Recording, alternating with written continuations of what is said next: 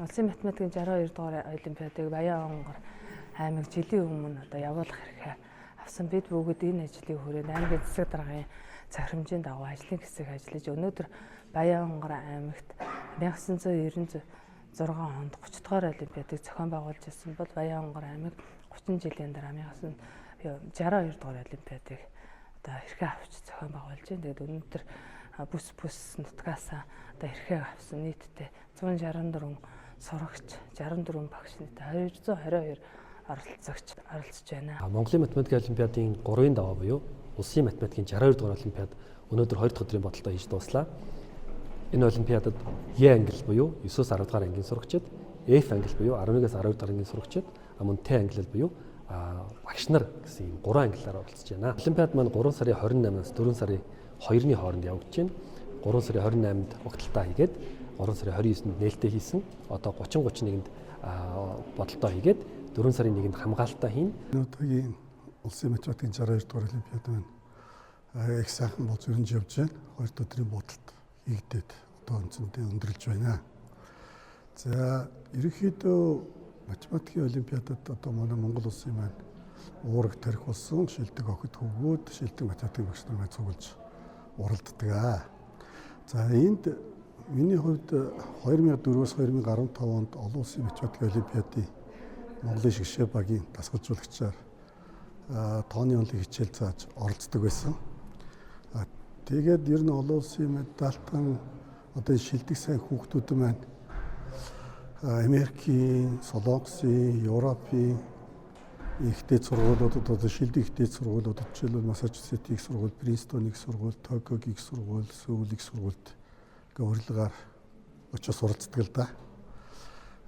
Тэгээд тэр сургуулаа төгсөөд мөн одоо хүчтэй компаниуд Google, Facebook гэх мэт хүчтэй гадны компаниудад одоо ингээд тэнцээд ажилладаг.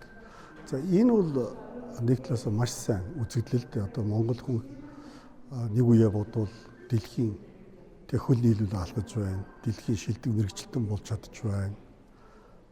Дэлхийд одоо бас өөр манлайлагч болж чадж байна. Энэ бол одоо Монгол хүний чадварыг илтгэсэн сайн үзүүлэлт. Нөгөө талаас одоо энэ бидний бэлдэж байсан улсын мундаг медальтай хүүхдүүд улсын олимпиадад оролцож байсан хүүхдүүд маань эргээд Монгол улстай яаж хүчин зүтгэж байна вэ гэдэг ийм асуудал тулгарч байгаа одоогийн байдлаар эргээд. Тэгэхээр одоо гадаад хүчтэй компаниуд ажиллаж байгаа тэр уураг тарих болсон залуучуудынхаа хүч чадлыг, потенциалыг яаж Монголдо импортлох вэ гэсэн ийм асуудал буюу шинэ бодлогыг одоо бид хамтдаа бодох тухай одоо бид яригдж эхэлж байна л да.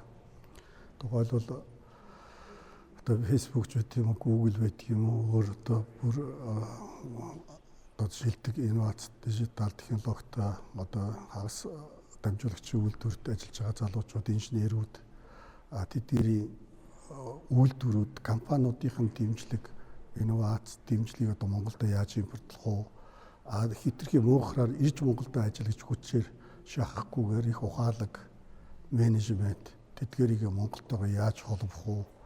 Ийм асуудлууд бидэнд үлдээд байгаа. Тэгэхээр 3 гаруй сая хүнтэй цөөхөн хүн амын хувьд бол маш хурдтайгаар одоо өөрөөр одоо ийм санхүүгийн их уср буюу хөгжлийн гарц гаргалгаа байна гэж үзэж байгаа. Тэгэхээр энэ олимпиадын онцлог бол одоо энэ асуудлуудыг дэвшүүлэн тавьж байгаараа онцлог гэж би ойлгож байна. Нөгөөтэйгүр одоо хонгор нутагт маань 30 жилийн дараа ийм цастай хурдтай оюуны их бяртангууд цуглаж байгаагаараа хонгор нутгийн минь ETC-г сэргээж, Хямрыг сэргээж, цаашдаа хонгор нутгийн математикийн боловсролд шууд бус утгаараа хүчтэй төлөвлөс нөлөө үзүүлнэ гэж үзэж байна. Аман хонгорын математик гэдэг шинэ залуухан байгуулагдлаа. Математикийн олимпиадаар хичээлж байсан болон математик зүрх сэтгэлээ зориулсан математик дуртай залуучууд одоо бизнес эрхэлж байгаа болон математикаар хичээлж байгаа доктор, профессор, бизнесмен ийм залуучууд хамтарсан хонгорын математик гэдэг залуу байгууллага байгуулагдсан. Энэ байгууллагын маань зорилго бол Баян Онгорын эхний ээлжинд жишг аймаг болгоод тэр жишгийн дагуу улсаа цааш нь улмаар боловсролын цаашлбал математик боловсролын түвшинг дэлхийн түвшинд хэрхэн хүрэх вэ гэдэг. Энд юу яригдж байна вэ гэхээр математикийн хувьд одоо хоёр зүйл яригдана л да. Одоо олимпиад байна, сая ирсэн АИМ олон улсын олимпиад Монголын хүүхдүүд хизээний байр суурь эзэлсэн, шилдэг оролцогчид болцсон, өөрсдөө таниулсан тухай түрүү ярьлаа. Одоо нийт бусад хүүхдүүд, нийт ард түмний математик боловсрол, оюуны чадах ямар түвшинд байгаа вэ гэдэг дээр ярилцах цаг болсон. Тэгэхээр нийт боловсролын хувьд нууцгүй хэлэхэд бол маш хүнд түвшинд байгаа гэдгийг одоо хийн үгүй мэдж байгаа. Тэгэхээр тэр боловсролыг хөдөлгөөнд оруулахад энэ хонгорын математик боловсролын байгууллага бол их хүчтэй төлөхөц өгнө гэж итгэж байгаа.